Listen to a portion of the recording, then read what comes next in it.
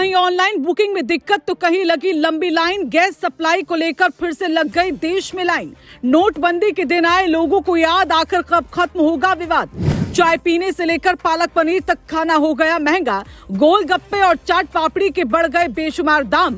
Gas supply का आखिर क्या समाधान? महंगाई ने किया लोगों को परेशान। सिलेंडर सप्लाई को लेकर जारी सूबे में महामारी, एक्शन में आई सरकार, लेकिन नहीं थम रहा सोशल मीडिया पर बवाल। लाइन में लगा फिर से देश, छिड़ा गैस सप्लाई पर नया कलेश।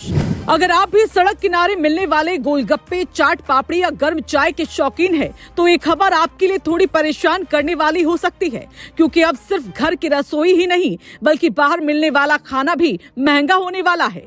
कई शहरों में 10 रुपए वाली चाय अब 15 से 20 रुपए तक पहुंच गई। गोलगप्पों की प्लेट छोटी हो गई और ढाबों की थाली से मटर पनीर जैसे आइटम गायब होने लगे। वजह गैस सिलेंडर की किल्लत बताई जा रही है, जिसका असर अब सीधे आम लोगों की जेब पर दिखाई देने लगा। यही वजह है कि कई जगह लोग कह रहे हैं कि सिलेंडर की समस्या ने उनकी रोजमर्रा की जिंदगी को भी प्रभावित करना शुरू कर दिया।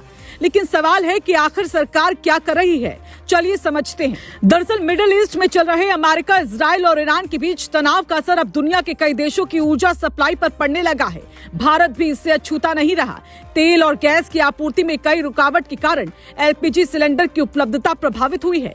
कई जगह कमर्शियल गैस सिलेंडरों की सप्लाई सीमित कर दी गई, जिससे छोटे दुकानदारों से लेकर बड़े होटल और रेस्टोरेंट तक प्रभावित हो रहे हैं। दिल्ली और एनसीआर के कई इलाकों में इसका असर साफ नजर आने लगा है और कई जगह गैस एजेंसियों के बाहर लंबी लाइनें भी देखने को मिल रही है।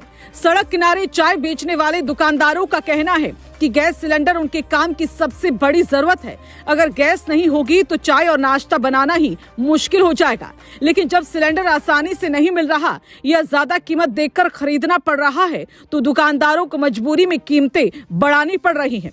कई जगह 7 रुपए में मिलने वाली कटिंग चाय अब 10 रुपए में मिल रही है, जबकि 10 रुपए वाली चाय 15 से 20 रुपए तक पहुंच गई।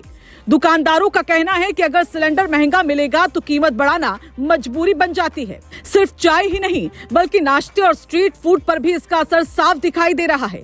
पूरी सब्जी की प्लेट जो पहले 25 रुपए में मिलती थी, अब कई जगह 30 रुपए तक पहुंच गई। नोएडा के गोलगप्पे वाले ने बताया कि पहले 20 रुपए में 8 गोलगप्पे मिलते थे, लेकिन अब उसी की कीमत में सिर्फ 5 गोलगप्पे ही देने पड़ रहे हैं। अब उससे वजह पूछी गई तो उसका जवाब साफ था। उसने कहा कि सिलेंडर अब 2400 रुपए तक में मिल रहा है और ऐसे में खर्च निकालना मुश्किल हो गया, इसलिए प्लेट छोटी करनी पड़ रही है। दूसरी तरफ बड़े होटल और रेस्टोरेंट भी इस संकट से जूझते दिखाई दिए। कई जगहों पर मेन्यू में बदलाव देखने को मिला। कुछ रेस्टोरेंट ने अपनी थाली से कुछ आइटम हटा दिए, जबकि कुछ ने कीमतें बढ़ा दी।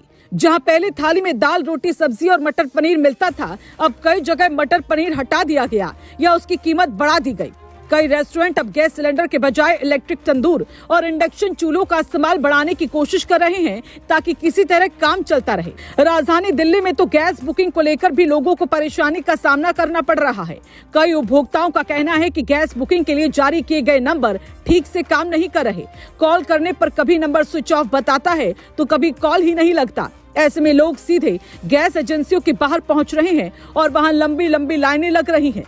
कई जगह लोगों को सिलेंडर के लिए घंटों इंतजार करना पड़ रहा है। हालांकि सरकार और गैस कंपनियों का कहना है कि घबराने की जरूरत नहीं है और सप्लाई व्यवस्था को सामान्य बनाए रखने के लिए कदम उठाए जा रहे हैं। लेकिन जमीन पर छोटे कारोबारियों और आम लोगों की चिंता साफ दिखाई दे रही है। कई लोग सोशल मीडिया पर भी इस मुद्दे को लेकर सवाल उठा रहे हैं। फिलहाल सबसे बड़ा सवाल यही है कि ये सिलेंडर संकट कितने दिनों तक रहेगा और क्या आने वाले समय में चाय से लेकर गोलगप्पों तक की कीमतों में और बढ़ेंगी या फिर हालात जल्द सामान्य हो जाएंगे। फिलहाल आम लोगों की नजर इसी पर टिकी हुई है।